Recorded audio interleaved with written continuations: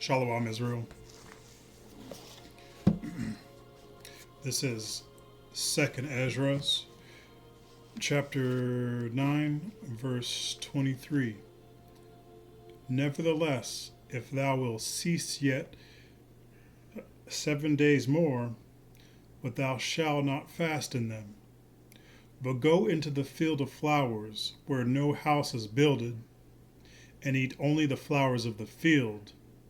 Taste no flesh, drink no wine, but eat flowers only, and pray unto the highest continually.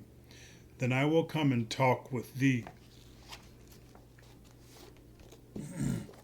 First and foremost, I'd like to say, Barakatha Yahweh, Barakatha Yahweh Shai, Barakatha Yahweh, Barakatha Yahweh Shai, Barakatha Yahweh, Barakatha Yahweh Shai, Bahashim, Rachach Kadosh.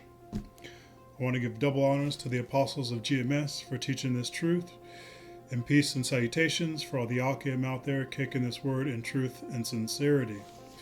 Now I wanted to share some information about a recent fast I did. Actually, it was a fast cleanse. It's actually kind of why I opened up with that scripture to show that we can do fast, even though per that scripture it said it was not a fast because Ezra ate the flowers.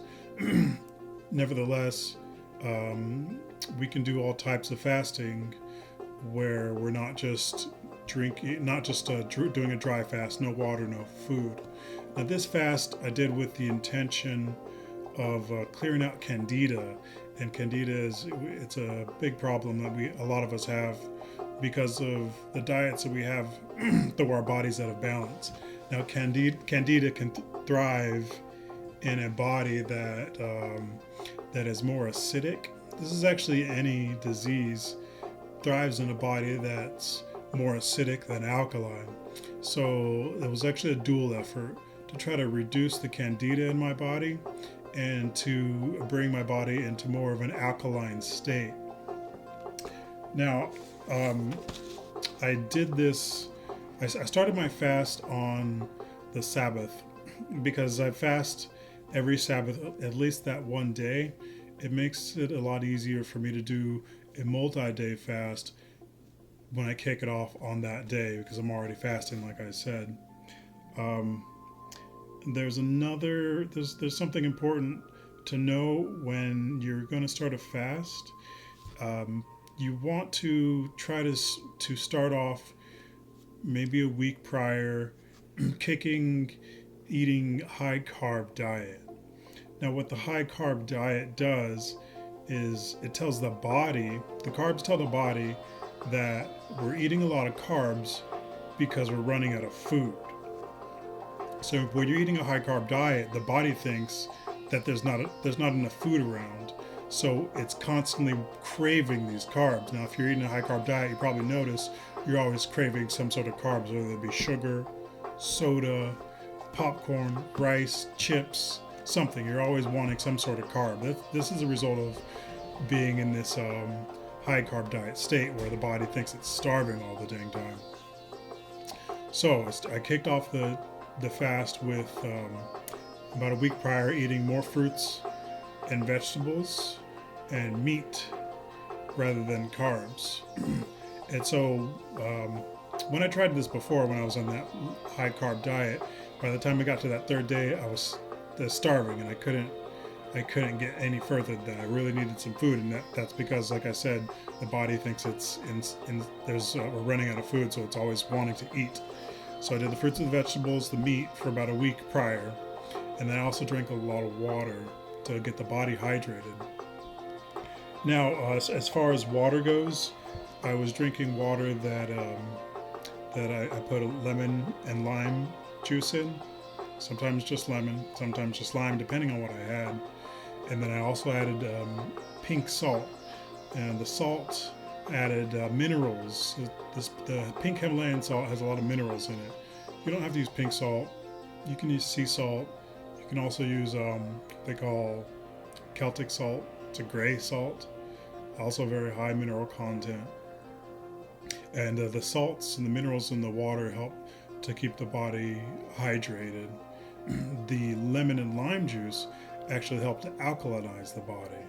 Lemon and lime is very alkalinizing for the body, especially when you hydrate them with staying hydrated, drinking a lot of water. So I kicked that off, the water with the lime and the salt, probably 3 days prior. And then I figured out like a routine, as what I call it, a daily routine of how I was going to consume these things. So these were the items that I was consuming. I was drinking water. I was drinking green tea for detoxing, and also later on I was drinking the tea as a diuretic. And a diuretic means it helps you urinate more. And I'll get into the reason why I was drinking the green tea as a diuretic later.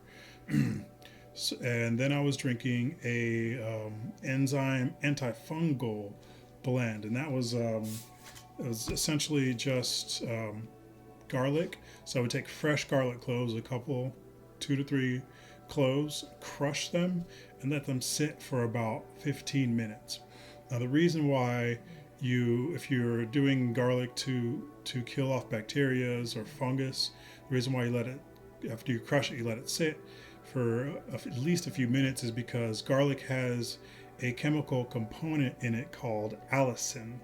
And allicin develops after an exposure to oxygen, but it takes a little bit of time. Allicin's very potent chemical, very potent antifungal.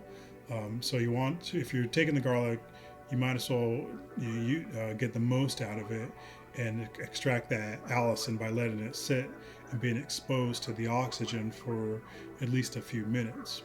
So I'd crush the garlic, let it sit, and then in a cup, I would mix lemon and lime juice. I would mix, just to take a piece of ginger. This is actually not a cup, this is in a blender cup. A large piece of fresh ginger.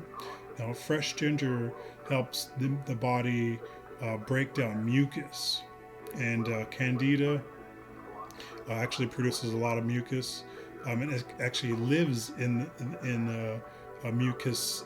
It lives in mucus in the body, and the mucus in the body is kind of like a sign that you're more acidic. The body produces a lot of mucus when it's in an acidic state. It's basically in a disease state when it's acidic like that. So you want to take the ginger to help break up that mucus so you can release the mucus from the body. I was also pouring in apple cider vinegar, which is also alkalizing, and it's also kind of enzymatic, helps break up this mucus in the body as well. And then fresh onion, which is antifungal.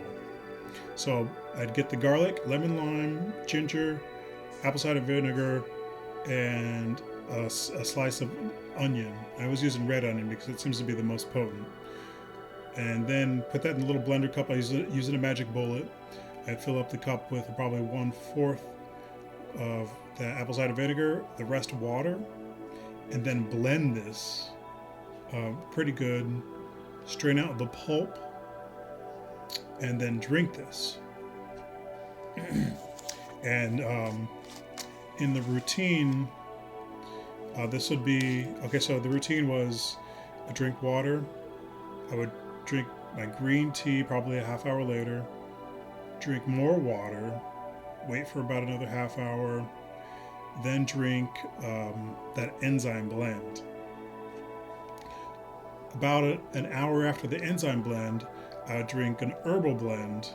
Just dry herbs. Actually, it was dry spices. Very high fungal spices. So this spice blend was cayenne, cloves, oregano, just dried oregano, aniseed, dried ginger powder, turmeric, and black pepper. I only did this about 3 days because it's kind of gross, and it's actually pretty potent. That enzyme mix was pretty powerful in and of itself. So that spice blend, mix that with water, blend that up, and then I would wait about an hour, maybe 2 hours, and then follow that up with a fiber blend. Now I found a fiber blend at the store. Let me grab that really quick. All right. So this is Leon Leon flax. I found this at Walmart. Now this has in it Canadian flaxseed, wheat bran, maca, oat bran, psyllium husk, cactus, noni, grapefruit, apple, pineapple, orange, papaya, and senna leaf. It also has all three of the omega fatty acids. But essentially what I got this for was just the fiber. That's all I really wanted. I was looking for a good fiber blend. I was going to go for like Metamucil or one of those basic over-the-counter ones, but I found all those have this, they're really expensive, they're way overpriced for what they have in them, and they typically have some strange additive like a color or a preservative or something. There's always something in them and it's like, this is not what I'm looking for. I don't want to put some nasty crap in my body when I'm trying to clean stuff out.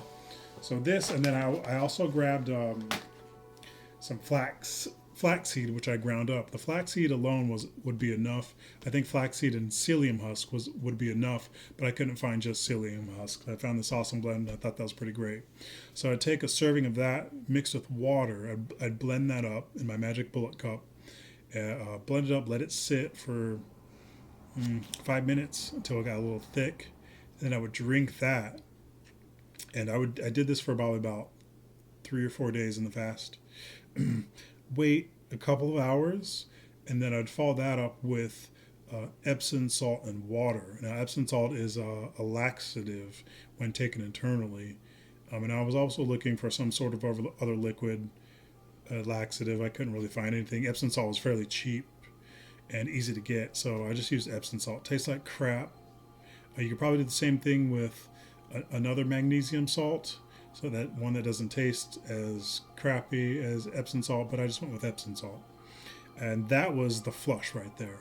If I didn't poop after the fiber, I was definitely pooping after the Epsom salt. And basically, I was doing this flush to clear out the colon because Candida will survive in impacted fecal matter within the colon.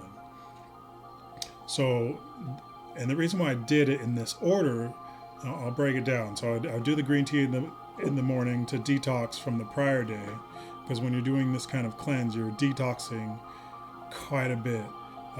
Once you get about 2 or 3 days in, you're going to start feeling the Herxheimer effects, and that's when you're detoxing rather heavily, and you need something to cleanse that out. Lots of water. Green tea really helped with that. Lots of rest helped with that as well. So do the green tea to clear out the toxins from the night before. The enzyme fungal blend to break down mucus and also biofilms that the Candida lives behind. Candida likes to form these biofilms inside the gut, so you can't attack it with antifungals. So I'll take the enzyme to break that biofilm down, then take the herb mix to attack the Candida. All the while, the water is to help alkalinize the body, bring it back into a more balanced state. And then, so we get the enzymes to attack the biofilms, the herb mix to attack the Candida itself, and the fiber blend to start breaking any of that mucus biofilms that was released. We try to flush it out with the fiber blend and the Epsom salt wash the Epsom salt to flush it all out, and then repeat. I would drink a lot of water during this period, and then I would repeat. I did this for about, like I said, 3 or 4 days, and then I started getting a little bit more creative. I stopped taking the herbal blend. I would continue taking the enzyme blend, but then I would start adding cayenne to my water, because cayenne as an herb is very healing to the body. I'd also start eating that fresh ginger raw. Not the best tasting thing, but I noticed it would really help release the mucus. And this is the gross part. It was actually at the end of the fast, I noticed one day I went to pee, and first off, it was very difficult to pee. It felt like my urine was kind of syrupy. And then when I looked at my urine, I saw that it was very cloudy. So I had a little freak out moment. Went online to look up what is what's occurring in the body when the urine is cloudy after the type of fast I did, and it turns out this is the body releasing mucus. It's basically flushing the mucus out of the lymph nodes and running it through the kidneys, and then it's coming out in the urine.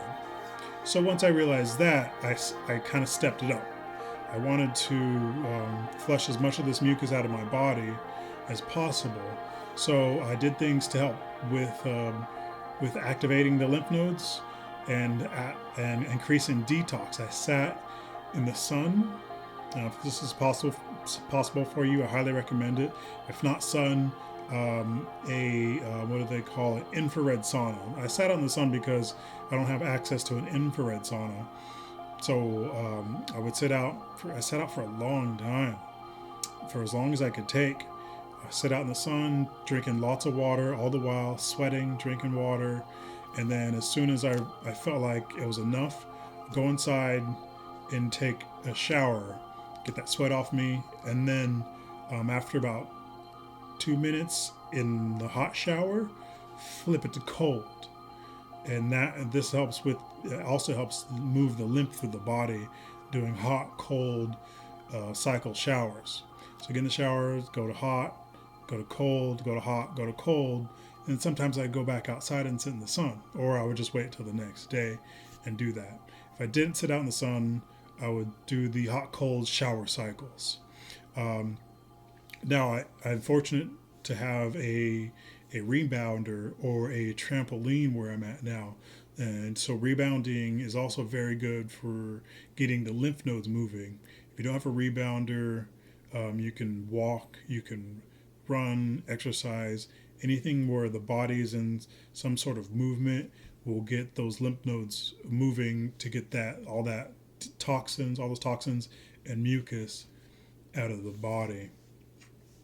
So, yeah, and then it's been about 7 days, and I'm still getting this mucus out. My urine is still rather cloudy. Unfortunately, I'm falling back into the diet. I'm not as far back into the diet I had before. I'm not eating as much carbs. I noticed when I came off the fast, I think it was that first day I was eating fruit and vegetables when I got off the fast, and it's highly recommended that when you break your fast, eat fruits and vegetables. Don't eat meats, fats, and especially don't eat carbs. I started with fruits and vegetables, and then I moved to a salsa because it was it's vegetables, of course, and fruits. Tomatoes are fruit.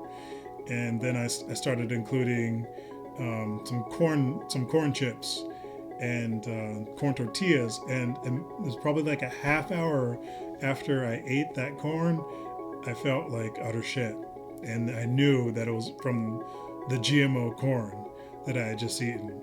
I felt it in my body immediately. My body was like, this is not what we want after this. So because of that, it was easy. It's been easy to just stay away from corn and the food that's more polluted. I'm a little bit more sensitive to it now. I can feel how it intoxicates the body. So I'm not doing as bad as I was before, but I've fallen back a little bit. But nevertheless, I feel so much clearer.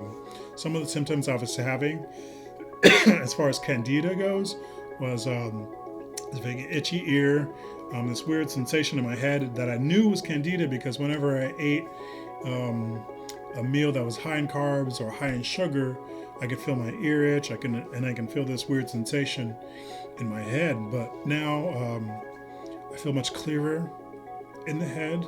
My body feels clearer. My mind, my spirit feels clearer. I feel more at peace. I think that's one of the bigger things. I just feel really at peace with my body, and with my spirit feels at peace. So I'm looking forward to doing this fast again, doing more of the cleanse, because I have my this that spice blend, great for killing Candida, but I also have a secondary one because what happens is Candida um, can develop defenses to some of the herbs, and especially like the cloves, and I think the cinnamon. It could develop, or not cinnamon, cayenne. It can develop defenses to this stuff. So I'm looking forward to switching up, doing another fast, and using the other herb blend to see how that goes. Anything else as far as this fast? But yeah, the turmeric, just a little advice on turmeric. If you're taking turmeric is great as an anti-inflammatory. It's also a good antifungal. But you want to take turmeric with a little bit of black pepper. There's a chemical component in black pepper called pepperine, and when you take black pepper with turmeric, it increases the uptake of turmeric in the bloodstream by a significant amount. It's like 2,000%. So always take a little bit of black pepper if you're using turmeric as a medicine. And I think that's all I have for this fast. Now, if you guys have any questions, just post them in the comment section. I'll be happy to answer them for you. But I highly recommend, if you're into fasting, doing a Candida cleanse like this. You can go online, do your own research. I highly recommend you do that, and try to kick this Candida, and also bring the body back into an alkaline state. Oh yeah, that's one more thing I wanted to share was, I don't have the book now, I let my mom use it, but there's a book called Alkalize or Die. And in this book, it has a huge list of different foods, fruits, vegetables, grains, oils, nuts, seeds, and then it charts how alkaline or acidic they are. Now, of course, all the fruits and all the vegetables are alkaline. I think that every single fruit, every single vegetable was alkaline. But then it gets into different nuts, seeds, grains that are alkaline or acidic. Very useful book for healing the body. Alkalizing the body is a great way to heal ailments. I'm not sure if you've heard of Dr. Sebi, but that was one of his biggest points. And Dr. Sebi, I'm pretty sure he was assassinated because he was going against the pharmaceutical companies and saying basically all you need to do is alkalize the body to heal yourself from pretty much anything. Because when the body is in an alkaline state, disease can't live in the body. And then the earth is the same way. When you're growing crops, you want more of an alkaline state, because and some crops, they want a little bit more acid, like tomatoes. I can't think of anything else, but for the most part, if you have a more of an acidic state, your plants are going to get diseases. They're going to attract insects. They're going to get sick easier, die easier. The body is no different. The body likes a very alkaline state. So you can get alkaline waters and eat more alkaline food. And basically, the book says you want to eat 80% alkaline foods and then 20% acidic foods, and that's a good balance. So I would check that book out. I wish I could show it to you. I hope this is edifying for you out there. Heal up, eat right, drink right, and take care of yourself. Shalom, Israel.